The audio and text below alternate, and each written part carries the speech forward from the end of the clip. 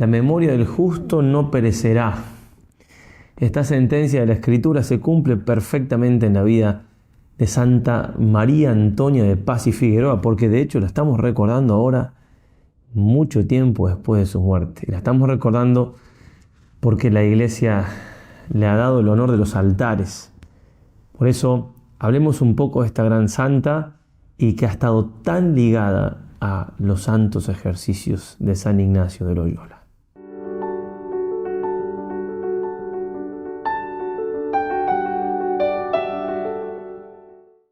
Queridos todos, me encuentro en un lugar no muy común porque estoy en Roma por gracia de Dios para participar mañana, aunque este video cuando lo vean ya va a haber sido canonizada la Beata Antula, como le decíamos hasta hace poquito.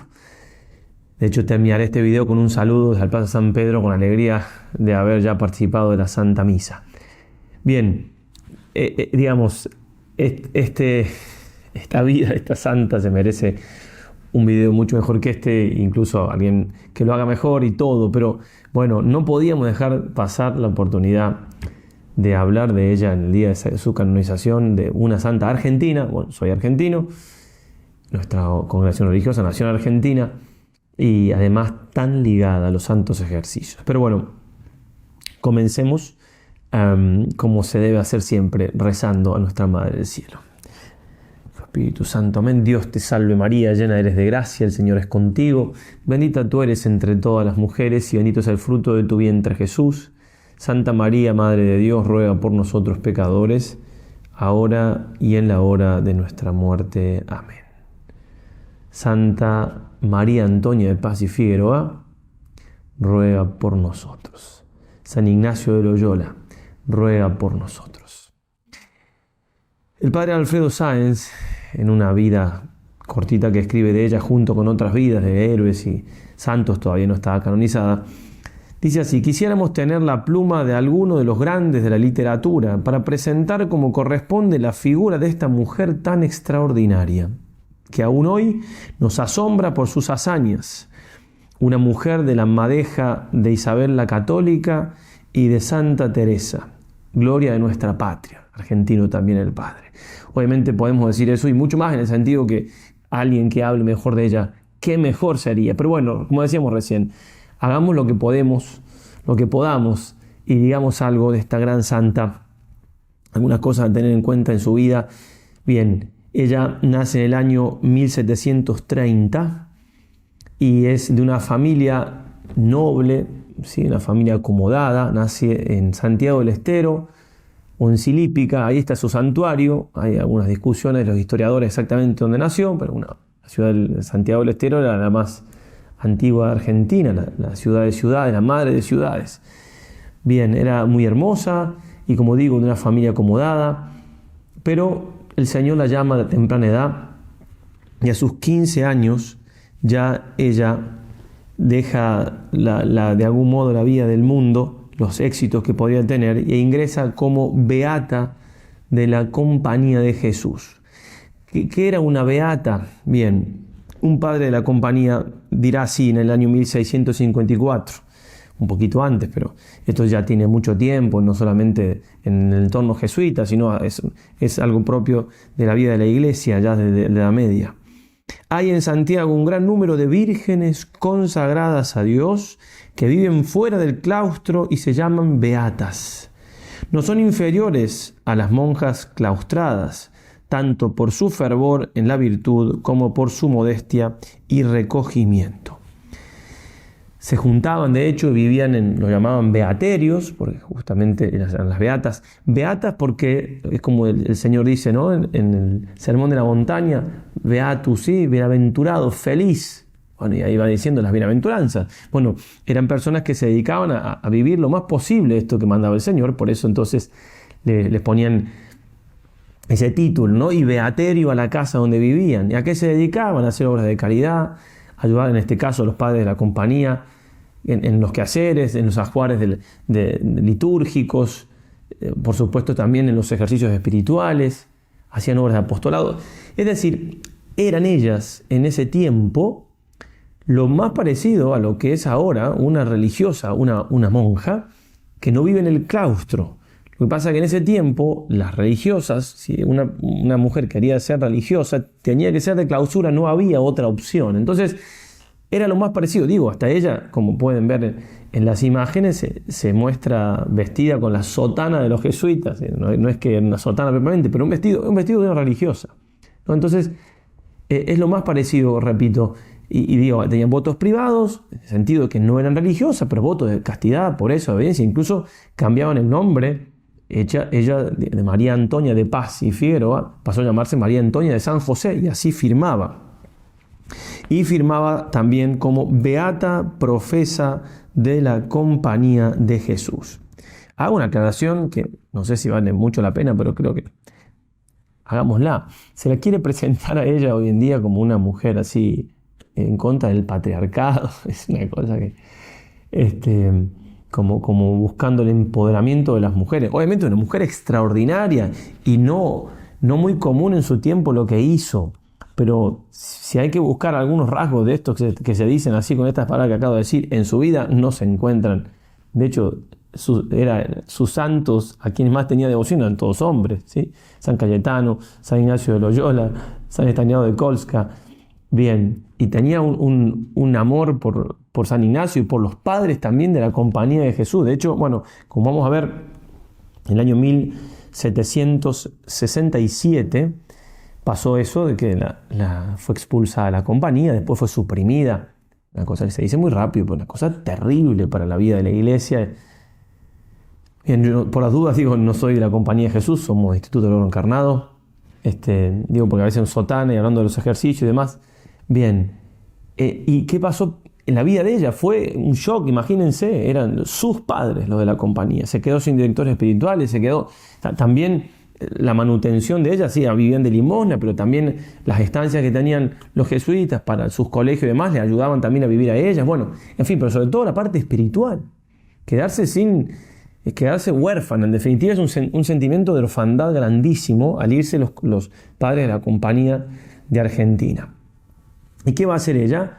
Una mujer de Dios, una mujer espiritual, de mucha piedad. Llevaba una vida muy penitente, ya vamos a decir alguna cosa al respecto, pero bueno, se pone a rezar a ver qué hacer y empieza a darse cuenta, y con todo el discernimiento ignaciano de por medio, de que Dios le pide que haga una obra que es la que hizo, ¿no? Dedicarse a los ejercicios espirituales. Lo reza, lo consultan con muchos sacerdotes, una mujer muy prudente, por supuesto.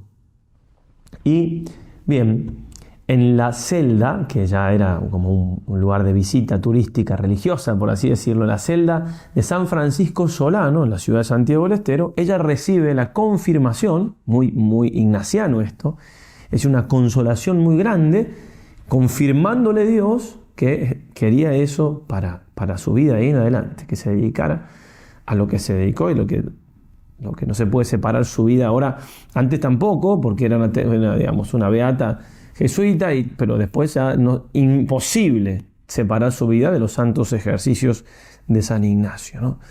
La mujer que no conoció miedo, porque claro, así se ha dicho de ella, ¿no? Lo que va a enfrentar, y bueno, ella tenía 36, 37 años.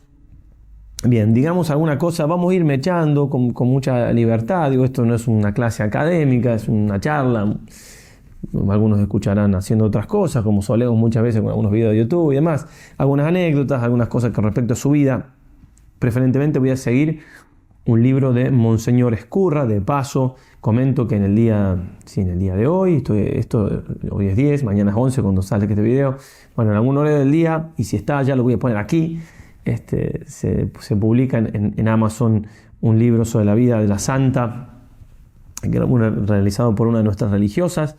No he tenido la posibilidad de leerlo, obviamente, pero por lo que he escuchado, lo que han contado, está muy bien.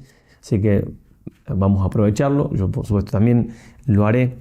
Y en esto, obviamente, dándole gracias a nuestro fundador, que nos ha enseñado tanto con respecto a los ejercicios y a ser fieles a San Ignacio, que como vamos a ver, ella buscó eso grandemente. Bueno, pero digamos algo primero sobre su vida, primero sobre su penitencia, ¿no? Algunas cosas que de los santos nos llaman más la atención, pero que vale la pena considerarlas en bloque en una vida totalmente entregada a la voluntad de Dios. Eso es lo que ella quería, hacer la voluntad de Dios, como había aprendido de San Ignacio de los Santos Ejercicios. Dice el Monseñor Ezcurra, pero está citando a su vez una vida que se llama, titulada Estandarte de la Mujer Fuerte, publicada primero en francés, obviamente en Francia, estando ella viva todavía. Dicho sea de paso, comentamos algo que diremos más largamente después, pero con la lectura de sus cartas se reformaron, llegando a mayor virtud, monasterios de religiosas aquí en Europa. Su manera de vivir no desmiente sus sentimientos, siempre llevando un cilicio, durmiendo muy poco, y esto sobre una tarima. Jamás come carne y, como se ha observado, se alimenta con pan y agua y con un poco de sopa. Si retarda los ejercicios por algunos días, lo que acontece raramente, es para entregarse a prácticas de mortificación extraordinarias que oculta bajo una fisonomía siempre alegre. En fin, aquellos que nos hablan de sus austeridades y de sus continuas fatigas, nos dicen que no comprenden cómo se bastaba a tantos trabajos, flaca, débil y delicada como era. Ella es, dicen, una de las más fervorosas misioneras apostólicas que se han visto, y su vida es un continuo milagro. Lo mismo va a decir el fraile Julián Pedriel en su famosa oración fúnebre. Lo mismo entonces repite Monseñor Ezcurra. Esto es una nota al pie de página citando este libro, Estandarte de la Mujer Fuerte. Lo mismo, digamos, todo esto que vamos diciendo, por supuesto, es más que histórico. Bien, y esto ya nos va hablando de su obra, porque como un milagro su vida, porque esa penitencia que hacía en medio de una grandiosa obra, y era llevar los ejercicios espirituales a todos lados. Entonces comenzó por Santiago del Estero, después se fue a las provincias de Catamarca, La Rioja, Tucumán, Salta y Jujuy. Y en esto estuvo 6 años, ¿no? Con muchísimo fruto. ¿Qué hacía ella? Bueno, con los permisos correspondientes, por supuesto, organizaba una tanda de ejercicios, la hacía de un día más, que decía, digamos, igual muchas veces dice ella que lo hacía igual que los padres, o sea, todo lo que ella había aprendido, la mayor fidelidad posible a San Ignacio, eso es muy importante tenerlo en cuenta. Y buscaba entonces sacerdotes de órdenes religiosas o diocesanos que hayan conocido los ejercicios y tenían muy buen ojo en ese sentido, porque justamente gran parte de los frutos de los ejercicios es la fidelidad a San Ignacio. Después la otra parte, la libertad de la persona que tiene que poner los medios para aprovecharse. Bien, y ella organizaba todo lo que tiene que ver justamente con esto, de la parte logística, con milagros de por medio, como veremos. Entonces, estos 6 años recorriendo estas provincias, y después vuelve, pasa por Santiago del Estero y está 4 años más, y se va a Córdoba. Y en Córdoba, en el centro del país, está 2 años, y ahí hacen ejercicios espirituales 15.000 personas. Bueno, es parte del milagro de los frutos que ella tiene, digamos. Los frutos que ella tiene que hacen que hubiera parecido que la Compañía de Jesús, como se dice, no cerró en Rusia, porque la reina dijo, de acá no se van, porque si no me quedo sin colegios, y en Argentina, por la obra de esta mujer, porque continuó con una fidelidad y con unos frutos que, sí, realmente impresionante, ¿no? Vamos a hablar también de algunos milagros, que tiene muchos. Sabemos que los milagros, no hace falta hacer milagros para ser santo, pero corroboran muchas veces, claro, la obra que está haciendo una persona que es de Dios. Por ejemplo, en La Rioja, convirtió el agua en vino, como hizo nuestro Señor en las bodas de Caná. Dice así, avisándole que se había acabado el vino en un pequeño barril que tenía y lo había llenado de agua para que no se secase, dijo que no era posible que se hubiese concluido, que fuesen a ver que debía haber aún vino. Sus compañeras fueron y lo hallaron repleto de un vino generoso y excelente que hasta los sacerdotes emplearon para la misa. También otro milagro, a su retorno de aquellas provincias se detuvo en Tucumán, estamos en el viaje todavía que vuelve a Córdoba, experimentó también los beneficios de su santidad como en otras partes. En uno de estos caminos, atravesando la sierra, fue que encontraron un grandísimo tigre cerrándoles el paso. Sus compañeros retrocedieron aterrados, pero la madre se mantuvo serena e hizo a Dios esta oración, digna de una santa. si por mi causa han de sufrir la muerte de estos pobres, toma mi vida, Señor, sea yo la primera víctima. Y avanzando con la cruz en la mano, la fiera se retiró con la cabeza baja y se perdió en la espesura y matorrales. Andaba ella descalza, como San Ignacio al principio, el peregrino, andaba con una cruz en la mano. San Ignacio andaba con ese bordón que llama él. Bien, imitaba en todo lo posible, pero sobre todo, como vamos a ir viendo, en las virtudes a este gran santo que amaba muchísimo. En Córdoba tuvo una luminosa inspiración, vio que era muy importante evangelizar las grandes ciudades. Decía ella, o así se lo inspiró el Señor, como un río que por medio de arroyos, arroyitos y canales va llegando, va regando. Así también de las ciudades se llega, porque la gente va a las ciudades, después vuelve y demás, se llega a las demás poblaciones más pequeñas. Entonces también Dios le envió allí la inspiración de ir a Buenos Aires. Sí, muy claramente lo debe haber visto, porque ella decía que si no lo veía claro no lo iba a hacer. Bien, y entonces justamente para la capital del virreinato pudiera hacer también todo lo que se puede hacer con los ejercicios, que es cambiar la sociedad. Contaremos ya algunas anécdotas. También en Córdoba Dios la consoló con una visión. Imagínense la tristeza que ella tenía, ver las casas de los jesuitas y las cosas y todo venido a menos, o sea, todo dejado, todo abandonado, todo. Bueno, entonces obviamente el Señor la consoló mostrándole en una visión la restauración de la compañía de Jesús. Rezaba ella, ¿sí? ¿Qué es de aquella antigua Jerusalén tan gloriosa?, exclamaba, ¿no? ¿Qué se han hecho de sus hijos, mis hermanos? ¿Qué es de su antiguo decoro y esplendor? ¡Ay! Quedo yo sola e indigna, pobre y desvalida para representarla. ¿No volverán algún día los tristes desterrados? Y ahí el Señor entonces le muestra esa visión. Y ella entonces, hasta el final de su vida, habla de que la compañía de Jesús volverá, ¿no?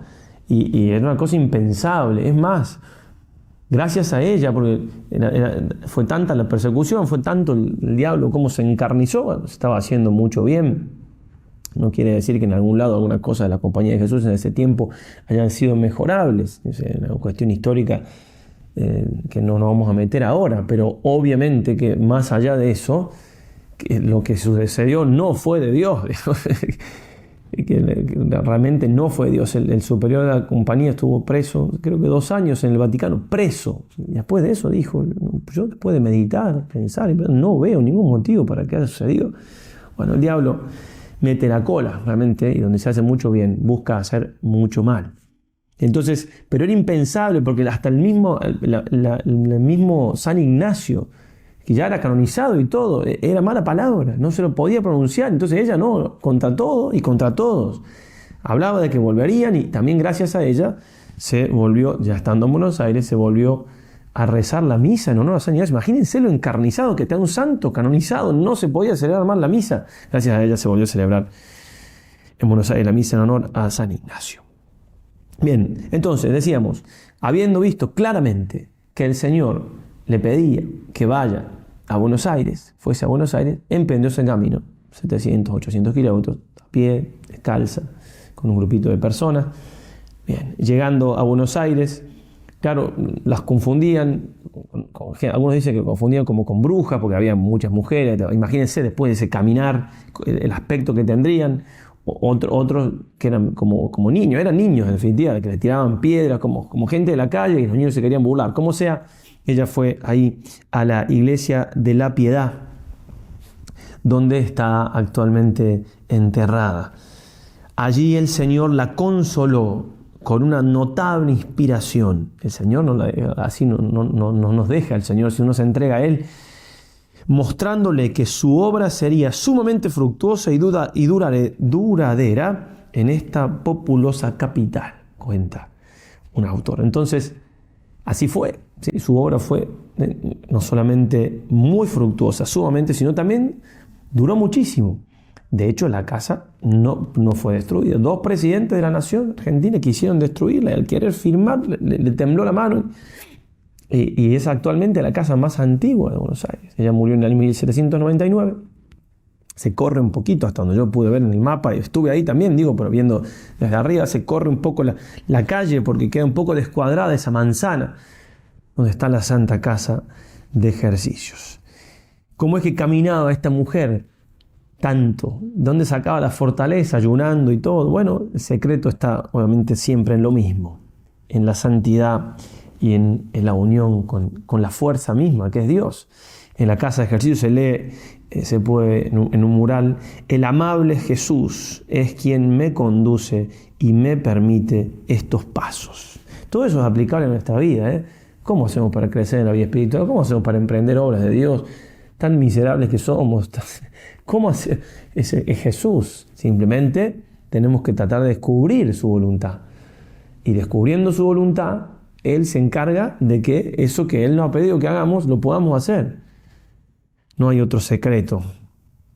Bien, está 11 meses sin atenderla el obispo. 11 meses. Es una prueba también de Dios muy grande. Ella muy humilde, esperó con mucha humildad, con mucha paciencia, hasta que lo atendió. Después el obispo realmente quedó encantadísimo con ella, fue un fiel devoto de ella y ayudó, y dijo maravillas, y bien, así hace las cosas el Señor. Y obviamente como fiel hija de San Ignacio, como buena santa, no quería ser una casita de ejercicio. Dice, le escribía al padre Ambrosio Funes: yo procuro obra grande como de Dios y para Dios. Obra, ojalá pudiéramos grabarnos en el corazón eso, tenemos que emprender algo, ¿no? Obra grande como de Dios y para Dios. El padre Miglioranza va a decir, Contardo Miglioranza, tiene muchas vidas de santos: construir una casa de ejercicios con limosnas es duplicar los esfuerzos y los sacrificios, tanto que podríamos decir que rozan el heroísmo y apelan al ejercicio de todas las virtudes. Obviamente, el Señor, además de darle esa fuerza interior para caminar, y como decíamos, también era para hacer todo esto, y cooperaba providencialmente en todos los acontecimientos. La providencia del Señor, decía ella, ha hecho llanos los caminos que a primera vista parecen insuperables. El obispo Malvar y Pinto, entusiasmados con los frutos de la obra, va a decir esta cosa hermosísima: pero antes de eso tengamos en cuenta lo siguiente. Ella empezó a hacer los ejercicios, y estando ella predicando los ejercicios, organizando las tandas, no las predicaba ella, hicieron ejercicios, estando ella viva, algunos dicen 70.000 personas y otros dicen 80.000. Y también tandas hasta de 500 personas, muy parecido hasta en los números, lo que hizo el cura Brochero. Lo tenemos ahí, la imagen del cura Brochero, sí, varios años después, ¿no? Nació en 1840 el cura Brochero, pero también, ¿no?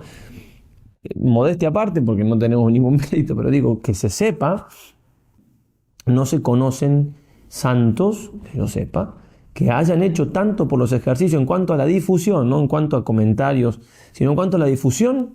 No se conocen santos en la iglesia como estos dos santos argentinos, María Antonia de Páez Figueroa y el cura Brochero. Impresionante realmente, digo, hasta en los números, unos 80.000 también hicieron ejercicio estando el cura Brochero vivo en la casa que él hizo tras las sierras en Córdoba. Impresionante.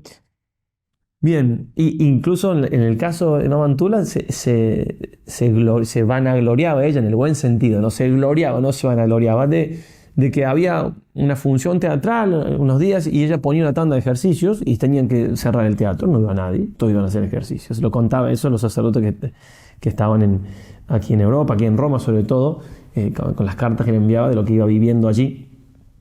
Y en las tandas de ejercicios, 500, también era un milagro moral lo siguiente: había se juntaban mujeres, sobre todo por ahí, tema, con todo respeto a las mujeres, un poco más difícil juntar, en todos los casos pasa, no se vaya a enojar ninguna mujer, pero digo, mujeres de la alta alcurnia, de una posición económica muy grande, durmiendo al lado, en el suelo, con otra, ¿sí?, muy pobre, bueno, en fin, imagínense, porque por más grande que sea la casa, 500 personas siempre es algo muy complicado justamente de ubicar, si no se, bueno, en fin, si no se está así, muy juntitos, y todo salía perfecto y todo, obviamente también multiplicaba ella la comida. Bueno, ahora sí, vamos al texto del obispo, que ya estaba muy, muy contento con la obra y muy encantado con.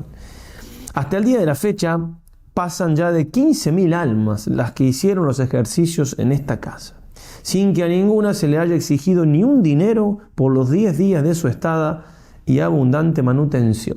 O sea, tenemos que lograr poder hacer eso. Las tandas que son presenciales, claro, tendrían que ser gratis.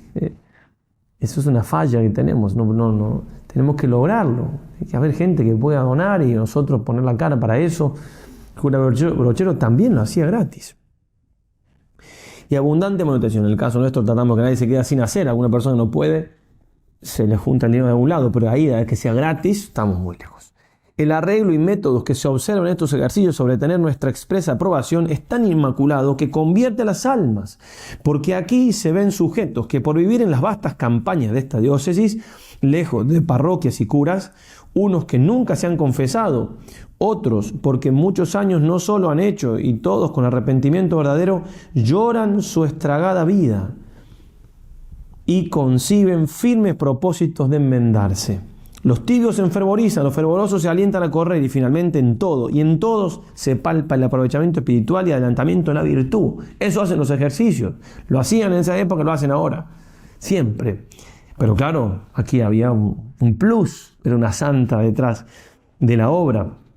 Un milagro moral en este caso, hermosísimo. También lo leo para ser más preciso.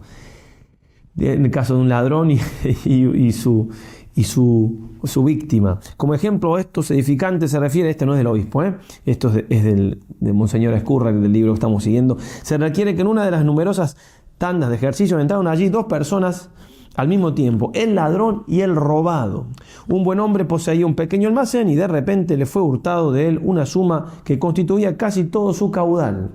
No pudo ser descubierto el autor de aquel delito, mas habiendo una vez entrado ejercicios, tocando en las confesiones y enmienda de los yerros cometidos, sucedió que el ladrón lo hizo con gran contrición y verdad, de modo que a pesar de la exhortación del confesor en contra, quiso hacer pública declaración del acto criminal al damnificado y restituirle la cantidad robada al mismo tiempo. O sea, la restitución hay que hacer, pero no hacía falta hacerlo público.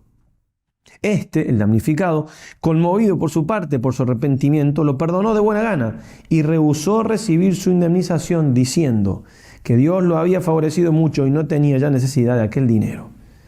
Mas el ladrón insistió, de modo que el sacerdote tuvo que intervenir diciendo que el ofendido recibiese la suma hurtada sin sus intereses que el otro quería también abonar. Y así quedó arreglado el asunto, que se hizo público con gran satisfacción y edificación de todos.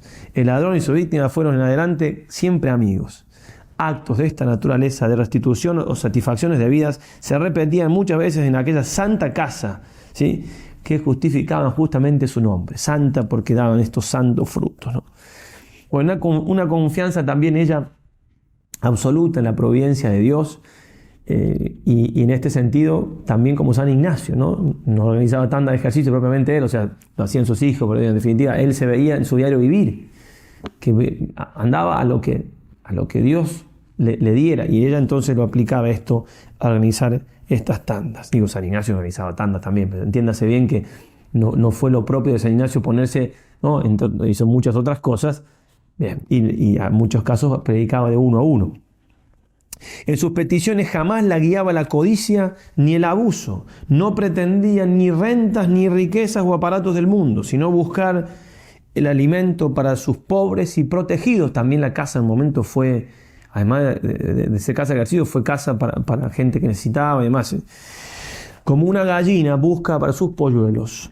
Así, en un libro escrito a fin del 1700, en su descripción de la ciudad, cuando habla de la casa de ejercicio, dice el autor estas solas palabras: fondos y rentas de ella, la providencia. ¿No? Solamente Dios se ocupaba de eso. Y hay unos ejemplos y otro milagro. Había uno que pasó una carreta y le dicen, me da no sé, perdón que no me acuerdo, si le pidió la fruta que tenía ahí, las naranjas. o le pidió los panes, y él le dijo, no tengo, son jabones, no me acuerdo qué era tampoco, pero tenía otra cosa. Y dice, no, sí, tiene naranjas. No tengo naranjas. Pues si son naranjas, ¿me las das? Sí, bueno, mira, naranjas, bueno, y así. Y después empezar a repartir, no había más, o sea, no alcanzaba en la cantidad que eran, la olla que tenían, y ella daba, y nunca se acababa. Bueno, unas y otras. Digamos algo con respecto a su celo apostólico. El amor a Dios y a las almas se unifica en el santo. El amor a Dios que tiene tan grande, que ya también lo vamos a mencionar, se traslada al amor al prójimo. Porque, como va a decir San Máximo Kolbe, en nada brilla más la gloria de Dios que en la salvación de las almas. Dice así, en una carta a ella del 7 de agosto de 1780, meditando cuánto merece ser amada la bondad infinita de Dios, juzgo muy corto recinto la estrechez de este mundo y de millares que hubiera para ofrecerlos con los posibles todos cubiertos de inocencia y de penitencia a su honor y gloria. O sea, todos los mundos, millares ofrecidos en penitencia y en inocencia a Dios no bastarían. Dios se merece muchísimo más, ¿no? Vida mística, ¿no? Obviamente los dones del Espíritu Santo que hacen entender cosas y vivirlas que nosotros con la razón y la fe podemos entender lo que dice, pero esos ímpetus no los tenemos. Ya que no solo puedo servir con obras de esta naturaleza, no puede hacer que en millares de mundos lo deseo, los santos deseos, qué importante, como decía Santa Teresa, no apocar los deseos. Y así, concluida mi carrera en América, pienso trasladarme a esas regiones de Europa. No obstante, pídale vuestra merced el dictamen correspondiente a mi confesor. Bien, ella no llegó a Europa, pero sí fue a Uruguay a organizar tantos ejercicios con muchísimo fruto. Finalmente a Europa no se dio que pueda ir. Y termina así la carta. Oh mi Dios, y quién os viera ya amado de todas las criaturas, tanto como sois amable, o al menos fuese nuestra caridad igual al grado de maldad con que se envuelven nuestras ofensas para contigo.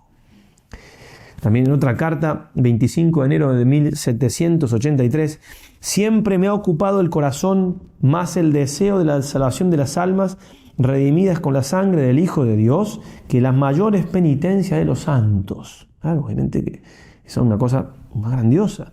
En otro lugar, la misma causa de las almas me alienta para la poderosa operación de los ejercicios espirituales de nuestro gran Padre San Ignacio de Loyola.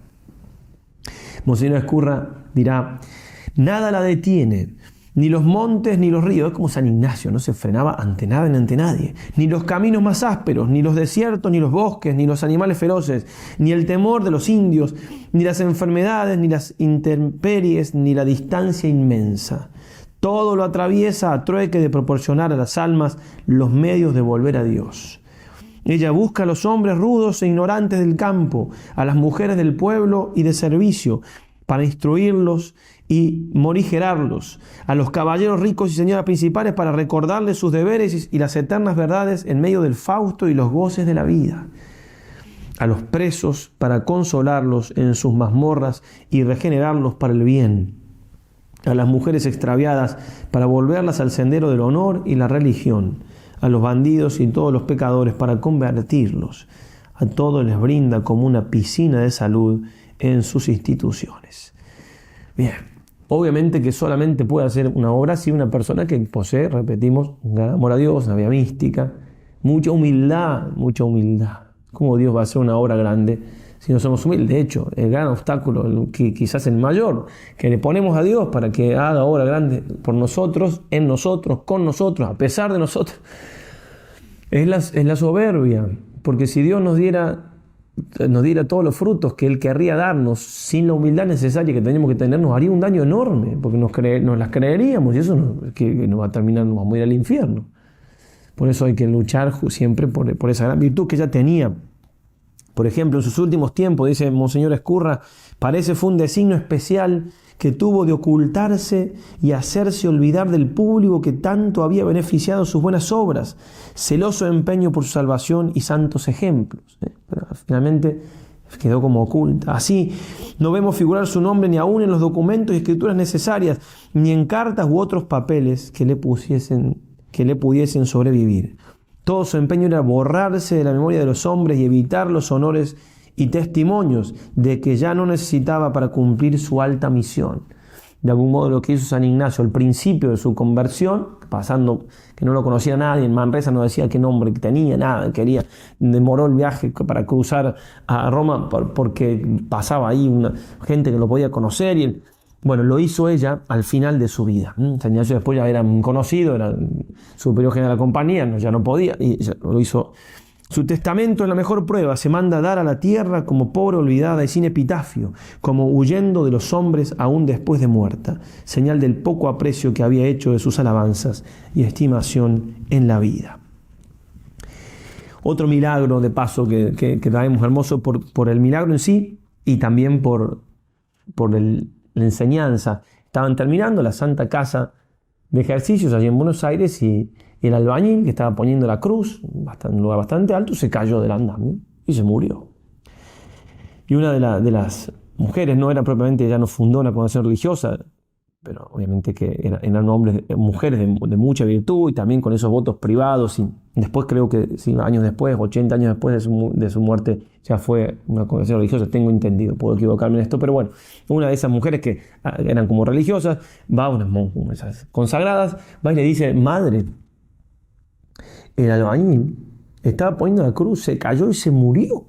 Lo habrá dicho un poco más desesperado. Dice: no, Mamantula, le dice, no, porque el Mamantula, no sé si lo nombré alguna vez de esa manera, Mamantula, sí, es como la madre Antula, pero más cariñoso, más cercano, por esa cercanía que tenía la gente, le decían como mamá, ¿sí? Mamantula. Bien, entonces le dicen: no, en la cruz está la salvación, está la vida, no puede ser que haya muerto. Entonces le dice: bueno, toma, echarle un poco de agua. Y va, y le tira agua y no pasa absolutamente nada. Y vuelve otra vez. Y ella dice: no puede ser, y va y lo resucita. Es un milagrito así de pasada. Realmente el milagro más grande son las conversiones, pero también tiene de estos otros milagros y no pocos. Bueno, habría mucho más para decir, obviamente, de la vida de ella, una vida impresionante, ¿no? Dice don Ambrosio Funes, hermano del Deán Funes: aún quiero decir más, que es el Javier de Occidente. Así la ha llamado. Realmente una mujer extraordinaria. Si tuviera yo 1000 vidas, dice, las sacrificaría todas al Señor en agradecimiento por el beneficio de la conversión de las almas que ha concedido por medio de los ejercicios. 1000 vidas las ofrecería a Dios. Agradecimiento por el beneficio de la conversión por los ejercicios. Que antes de leer algo de su muerte y ya terminar, entre todas las cosas que ella nos enseña, obviamente hay muchas más, y por eso el libro que mencionábamos y cuanto otro que si no tiene algún cariz de esto que decíamos de feminismo puede ser bueno. Aprovechemos, ¿no?, del ejemplo de ella en cuanto a difundir los ejercicios, organizar tantos ejercicios. Incluso también se pueden dar ejercicios religiosas que pueden dar estas mujeres preparadas pueden dar los ejercicios, pero sobre todo lo que tenemos a la mano, los laicos, las laicas que pueden estar escuchando esto, las mismas religiosas también, es fomentar los ejercicios, darlos a conocer. Son herramientas. Obviamente que no podríamos nosotros, esto que hacemos por internet, no podríamos solos. Obviamente que hay un grupo de laicos nutridos que generosamente y desinteresadísimamente ayudan a tiempo y a destiempo. Y sería imposible, obviamente que sería imposible. Bueno, también cuando se hacen tandas de ejercicios presenciales, no se puede. Hay antulas por ahí, ¿no? Le decimos así, o antulos, le decimos en broma, pero no se puede si no. Obviamente es necesario, sí, el sacerdote generalmente predica como sacerdote, va y predica, pero todo lo demás, todo lo que es logística, todo lo que es necesario, que haya gente que se gaste y se desgaste. Por eso hay que tomar el ejemplo. Se puede hacer muchísimo bien. ¿Qué puedo hacer? Organizar una tanda de ejercicio. Claro que sí.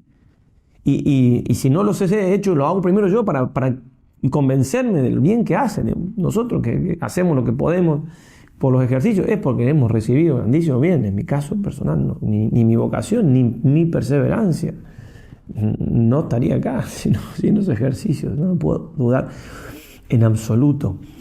Y entonces, también lo que se hace por internet, aprovechemos, organicemos, invitemos, hagamos grupos. A ver, un grupo y vamos mandando nosotros ahí, vamos Se han hecho de todo, ¿no? Hay una mujer que pidió permiso al párroco, obviamente, pues pidámosle a los párrocos que avisen, que en los grupos parroquiales, que se mande. Esta vez tenemos tantos predicadores, justamente para que se vea que es algo universal, los ejercicios. Y una mujer organizó, no la primera, pero esto es ahora, en la parroquia, a tal horario, se juntan y ella pone el proyector y pasa el video cada día, pero justamente lo junta ¿por qué? Para fomentar. Y se puede ocurrir muchas cosas, digamos, también imprimir, ofrecemos siempre los folletitos, imprimir, repartir, también lo hacen. Bien, en fin, enamorémonos de Dios, de verdad, y enamorémonos de esta herramienta. Es única, no hay otro, no hay, ni va a haber, ¿eh? No va a haber, porque ya está. O sea, ya Dios nos dio una herramienta para la conversión y la santidad. Bueno, hay que aprovecharse de ella. Y hay que aprovecharse de ella también, como le dice al padre Miona, que era su director espiritual, San Ignacio. Claro, es el director espiritual, todavía no era sacerdote, y le dice que haga ejercicio, que es la frase más encomiable. O sea, bueno, en fin, me entiende, la frase que habla mejor de los ejercicios, porque dicho San Ignacio, no son todo lo mejor que esta vida yo puedo sentir, gustar y entender, para así el hombre aprovecharse a sí mismo, como para aprovechar y fructificar a otros muchos. Entonces, esa es la frase que está en una carta, su director espiritual le dice, y aunque la primera parte no le haga falta, claro, era su director espiritual, no, aunque en la vida espiritual de él no le haga falta esto de aprovecharse, aunque sea por la segunda, por aprovechar a otros muchos, haga los ejercicios. Bien, hablamos un alma, nos hablamos una nuestra, Qué esperanza, ¿no? Lo dice Santiago en su carta. Quien cambia a un pecado, cubrirá su propio pecado, salvará su alma. Busquemos una persona que haga ejercicio, se cambia la vida, Les prometo, les hago una apuesta. Lo estoy haciendo últimamente de 500 euros. Porque claro, estoy en Europa y no puedo hacer un peso argentino, pues no van a hacer muchos 500.000, no sé cuánto sería. Bueno, que si alguien hace ejercicio y no queda contento, ni siquiera hablo que se convierte del todo y se llega a la santidad, no, contento, que es lo que todos queremos, es decir, como que la gente la convenció, va a quedar feliz, va a quedar con paz. Si no queda, le devolvemos su dinero. No, en el caso mío, apuesta, ¡pum! 500 euros, nunca perdí. Y cuando gano no pido nada, obviamente, simplemente, si alguien quiere dar, no pasa nada. Ok, vamos terminando. Bueno, dice así, hablando ya de su muerte, Monseñor Ezcurra, la madre María Antonia de Paz falleció el 7 de marzo de 1799, el mismo día que falleció Santo Tomás de Aquino, dicho sea de paso, varios años antes, en 1275, en la celda número 8, que aún se conserva igual en la casa de ejercicios, y se daba antiguamente a los señores obispos y personas de distinción del clero, ¿no? Porque había muerto ya ahí. Toda la casa trascendió, cuando murió, de un olor de flores, las más fragantes, y muchas personas que fueron allí a visitar su cadáver llevaron por reliquia pedazos de su vestido. Desde el virrey Olaguer, con el cual tuvo también ella trato, que acudió al caso, hasta la gente ínfima del pueblo que la veneraba como una santa y amada como su protectora. Hablando de los ejercicios, en su testamento ella dice, en ellos se representan a la consideración del cristiano los desengaños de esta vida mortal. Hay que desengañarse de esta vida mortal. Estamos creados para la patria eterna. Aquí estamos de paso.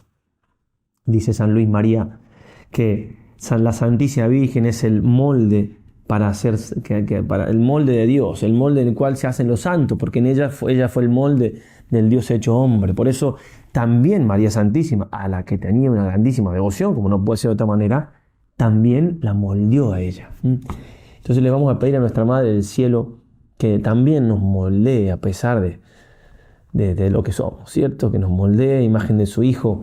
Y en este día, o en estos días que siguen, total, este video lo pueden ver, qué sé yo, cuando van a ver, capaz que estoy muerto, piden por mí para que salga rápido el purgatorio. Aprovechar, digo, si lo ven ahora cerquita de la canonización de ella, aprovechemos. Son, obviamente, que una canonización donde se cree piamente, bueno, así lo dice la teología, ¿no? Se juega también la infalibilidad papal. Hay gracias especiales, ¿no? Entonces pidamos, yo voy a pedir especialmente, digo, Dios, por ser Dios quien es, todos los que ven este video, que Dios los bendiga, especialmente por medio de las santas, porque estar en la canonización es una gracia muy grande y la voy a aprovechar. Y entonces que seamos moldeados en María, por María, pero con esta herramienta tan hermosa de los ejercicios, tan eficaz, tan única.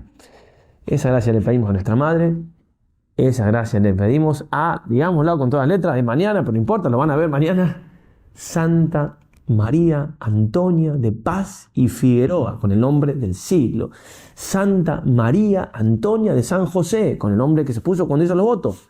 Santa Mama Antonia, ruega por nosotros. Ave María y adelante. Y ahora sí, terminamos entonces el video del todo con la alegría de acabar la misa de la canonización de la Mama Antonia, María Antonia de Paz y Figueroa, de Santa María Antonia de Paz y Figueroa. Quería leer la fórmula de canonización para que nos ayude a entender para qué la declaran santa y lo que tenemos que hacer de nuestra parte nosotros. Así decía el Papa hace un momento. En honor de la Santísima Trinidad, para la exaltación de la fe católica y el incremento de la vida cristiana, todo eso tenemos que buscar. Con la autoridad de nuestro Señor Jesucristo, de los santos apóstoles Pedro y Pablo y nuestra, después de haber reflexionado largamente, invocado muchas veces la ayuda divina y escuchado el parecer de numerosos hermanos en el episcopado, declaramos y definimos santa a la Beata María Antonia de San José de Paz y Figueroa. Y la inscribimos en el catálogo de los santos, estableciendo que en toda la iglesia sea honrada devotamente entre los santos. Muy bien, con esta alegría entonces y buscando esto que dice el Papa, aprovechemos de la santidad de esta nueva que ha subido a los altares. Y también en la conclusión de las preces de la misa, el Papa decía: escucho, oh Padre, nuestras súplicas y a ejemplo de Santa María Antonia, concédenos crecer en la vida espiritual, libres de la lógica mundana, un poquito lo que decía ella, que hacían los ejercicios, lo que decíamos en el Testamento, y fieles en la práctica de virtudes evangélicas que nos conforman con Cristo, tu Hijo, nuestro Señor, que vive y reina por los siglos de los siglos. Amén. Ahora sí, terminamos el video, especialmente invoquémosla a ella por los frutos de los ejercicios, para que sean muchos que se anoten esta tanda que estamos por comenzar en un par de días. Ave María y adelante.